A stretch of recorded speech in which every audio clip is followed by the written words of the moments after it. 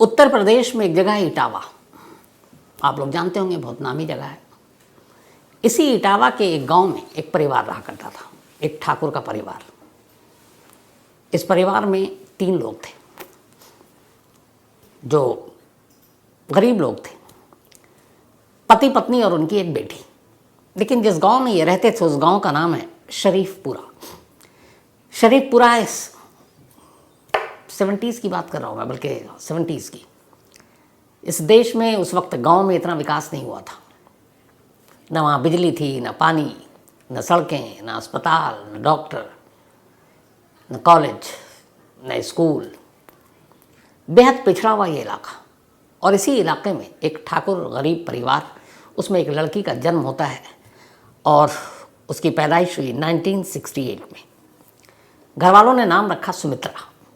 गांव में कोई रोज़गार भी नहीं था, इसलिए इस गांव के जितने भी मर्द थे वो कामकाज के सिलसिले में इस गांव से दूर बड़े बड़े शहरों में पहुंच जाते। सुमित्रा के पिता भी दिल्ली में आकर मजदूरी और बाकी छोटे मोटे काम कर रहे थे। लेकिन सुमित्रा अभी कुछ साल की हुई, उसकी माँ की मौत हो गई। बाप नौकरी और घर चलाने के लिए घर से दूर, माँ का साया सर से उठ चुका। एक दूर के कज़न ने, जिनकी उम्र भी ज़्यादा थी, अब उन्होंने सुमित्रा को पालना पोसना शुरू किया। सुमित्रा धीरे धीरे बड़ी हुई। बचपन से ही एक तरह से उसको अकेलापन मिला। मजबूरी में बाप दूर रहा, माँ का साया छीन ही चुका था और कोई था नहीं भाई बहन। तो अपने उस ताऊ के घर में वो पली बढ़ी और अकेलापन हमेशा अपने आप को, खालीपन उसके अंदर एक महसूस होता रहा। जब सिर्फ वो 13 साल की हुई तभी घर वालों ने उसकी शादी कर दी और शादी एक जगदीश सिंह नाम के शख्स की। जगदीश भी छोटे मोटे काम किया करता था और काम के सिलसिले में अक्सर वो भी उस गांव से बाहर रहता। तो अब पति भी कुछ वक्त के लिए साथ रहा सुमित्रा के, लेकिन फिर घर चलाना था इसलिए वो शहर में नौकरी करने लगा। शादी होने के बावजूद एक तरह से सुमित्रा के अंदर फिर वही अकेलापन, फिर वही उदासी, आसपास कोई नहीं। जैसे बचपन में माँ बाप करीब नहीं रहे। शादी के बाद पति घर चलाने के लिए, वो सुमित्रा से प्यार करता था लेकिन मजबूरी थी, सबका पेट पालना था।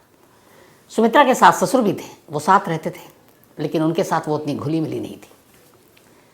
तो इसी तरह से ज़िंदगी चलती रही। लेकिन पहली बार 1984 में दिसंबर में सुमित्रा ने एक बेटे को जन्म दिया। जब उसने बेटे को जन्म दिया उसके बाद पहली बार उसे लगा कि अपने अब तक की पूरी ज़िंदगी में शायद उसका कोई एक साथी आया उसके साथ, जिसके साथ वो बात कर सकती है, जिसके साथ वो हंस सकती है, बोल सकती है, वो उसका अपना बेटा। बेटे की पैदाइश के बाद अब सुमित्रा बहुत खुश थी। दिन भर अपने बेटे को सीने से लगा कर रखती थी। जब वो खाना बना रही होती या फिर पानी लेने के लिए बाहर जा रही होती, उन पलों को छोड़ दे तो जब भी उसके दोनों हाथ खाली होते थे, उन दोनों हाथ का सिर्फ एक काम था और वो था अपने उस बेटे को अपने सीने से, अपने कलेजे से लगा कर रखना। क्योंकि उसे लगा था कि इस दुनिया में उससे बेटे से बढ़कर उसके लिए कोई खुशी नहीं आई।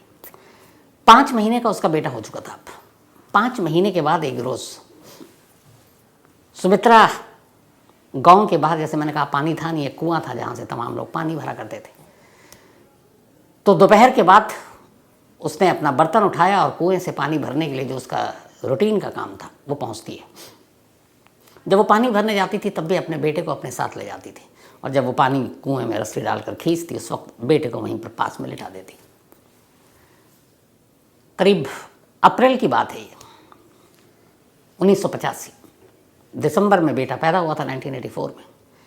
एक रोज़ वो शाम को कुएं से पानी निकाल रही थी और पानी लेने के बाद अब वो वापस घर की तरफ लौट रही है।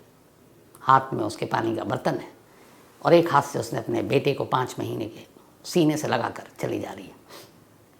गांव के और भी लोग पानी भर भर कर अपने अपने घरों की तरफ बढ़ रहे हैं। तभी अचानक पता नहीं क्या हुआ, लोगों की कानों में एक चीख की आवाज़ सुनाई दी।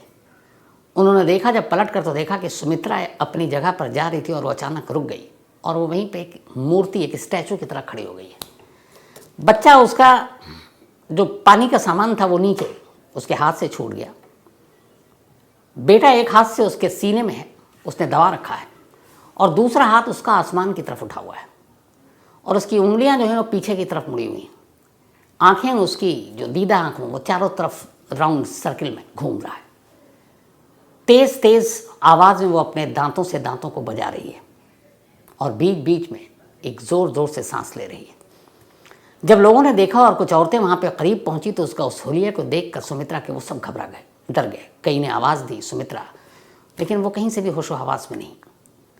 अब वो लोग डरे सहमे दूरी बनाकर उससे खड़े हुए, किसी की हिम्मत भी नहीं हो रही उसके इस रूप को देखकर। अच्छा, गांव में डायन भूत प्रेत ये सारी चीज़ें बड़ी मानी जाती हैं, तो औरतें घबरा गई। उन्हें लगा कुछ मर्द भी वहाँ पर सुनकर आ गए, लेकिन उन्होंने जब सुमित्रा का ये रूप देखा, उसके हाथ एकदम टाइट और ऊपर की तरफ उठे हुए हैं, उंगलियाँ पीछे की तरफ मुड़ी हुई हैं, आँखों का दीदा घूम रहा है और वो कट कट दांत बजा रही है। पर अपने एक बच्चे को जो है एक हाथ से उसने पकड़ रखा। अच्छा, उसने अपने बच्चों को इतनी ज़ोर से झगड़ा कि अब बच्चा रोने लगा।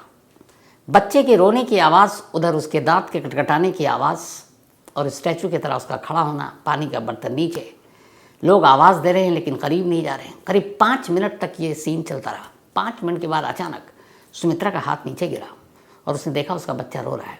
उसने फ़ौरन उसको चुप कराना शुरू किया। फिर उसने देखा बर्तन पानी तो गिर गया, उसने वो उठाया। जब पलटती है तो देखती है कि भीड़ लगी हुई है, गाँव वालों सब उसकी तरफ देख रहे हैं। उसे कुछ समझ में नहीं आया। उसने पूछा, क्या हुआ, क्यों मेरी तरफ देख रहे हो? किसी की बोलने की हिम्मत नहीं, बोले कुछ नहीं, ऐसे ही। अब सुमित्रा को लग रहा है कि कुछ तो हुआ है, लेकिन ये बता नहीं रहे।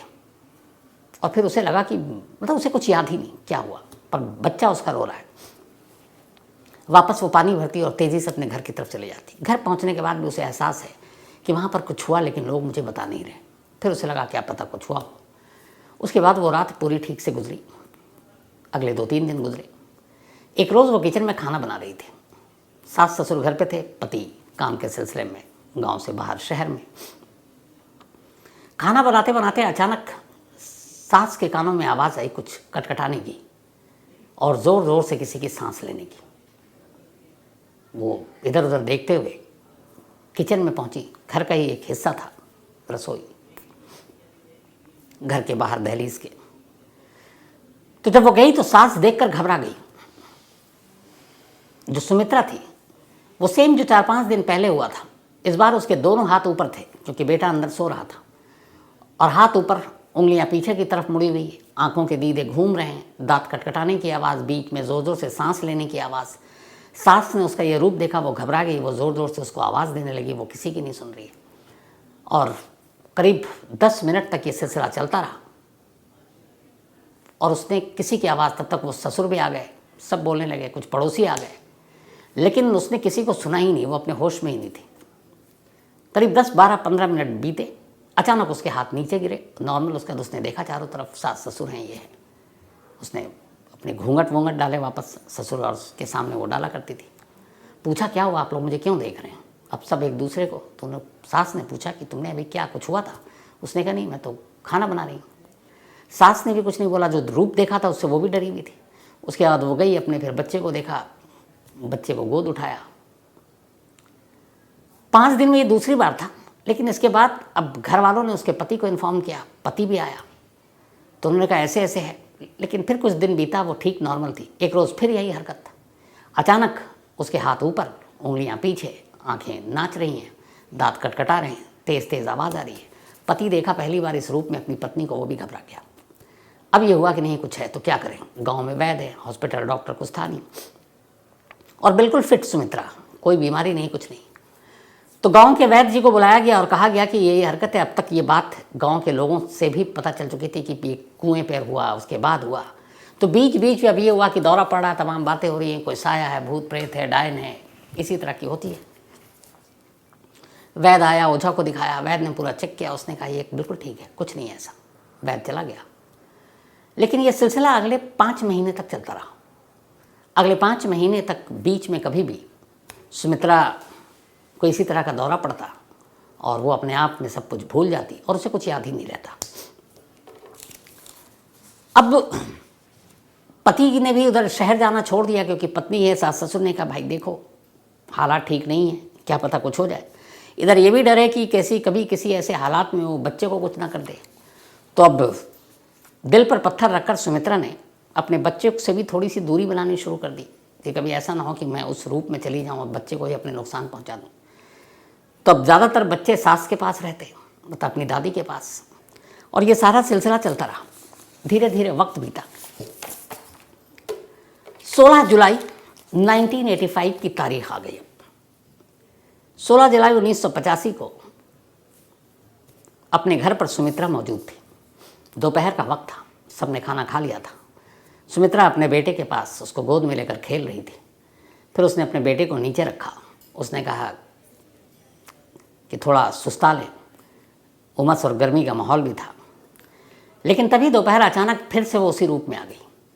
उसके दोनों हाथ आसमान की तरफ, एक ही लक्षण होते थे उसके, उंगलियां पीछे की तरफ, आंखें, जो दीदा है वो घूम रहा है, दांत कटकटा रही है, ज़ोर ज़ोर से सांसें ले रही है और कुछ बोलने की कोशिश कर रही है, बोल नहीं पा रही है। पति और सास ससुर, अब तक पड़ोसी और सब, इन सबको पता था कि कुछ होता है इससे, लेकिन ये था किसी को नुकसान नहीं पहुंचा रही है। तो बहुत सारे लोग थे, तमाशबीन भी थे, कुछ डरे समय। बच्चों को लोग डराने लगे थे, देख सुमित्रा के पास भेज देंगे तुझे, बदमाशी मत कर। तो ये सब चल रहा था। 16 मई 1985 को जब ये हुआ तो उस दिन पहली बार एक अजीब चीज़ हुई। सुमित्रा उसी रूप में थी, दांत कटकटा रही है, सांसें ले रही है, और अब तक वो बीच में कुछ बोलती थी, किसी को समझ में नहीं आता था। लेकिन उस दिन उसने एक लाइन बोली, और जब वो लाइन बोली तो जिसने भी सुना वहीं पे सब सहम कर रह गए।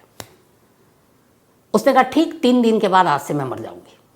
16 जुलाई 1985, दोपहर का वक्त। और उसने पहली बार ये कहा, और चूंकि उस रूप में देखकर सारे लोग मौजूद थे, कुछ पड़ोसी थे, सास ससुर पति, तब उसने एक लाइन कही कि बस आज से ठीक 3 दिन के बाद मेरी मौत है। और ये कहती ही फिर वो अपने नॉर्मल रूप में आ गई।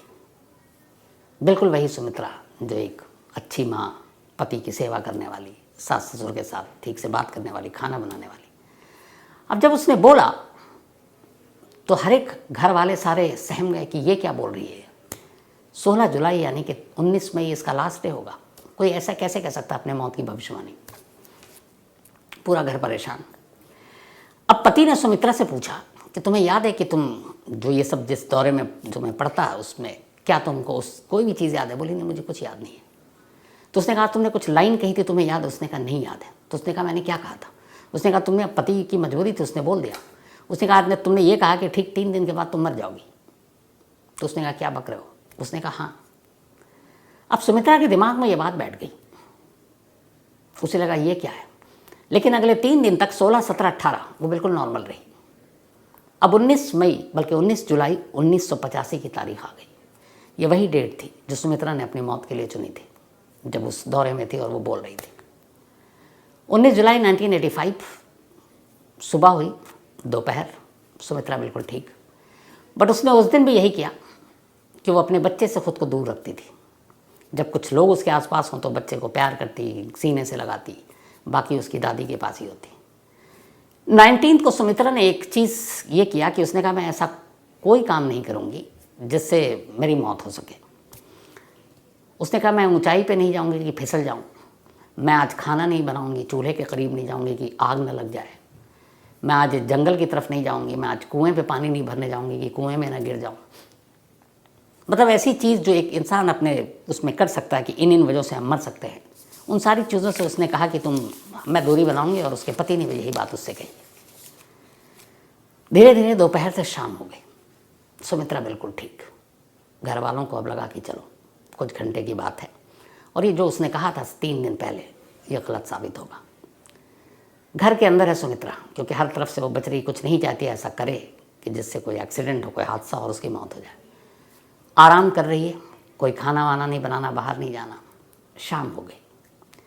शाम हो गई, उसे कुछ घुटन सी महसूस हुई। उसे लगा कि बहुत है कमरे के अंदर, चलो बाहर नहीं जाना, दरवाजे पर खड़े होकर थोड़ी ठंडी हवा ले लेते हैं, क्योंकि शाम की हवा भी आनी शुरू हो गई थी। अब वो दरवाजे पर खड़ी हो गई।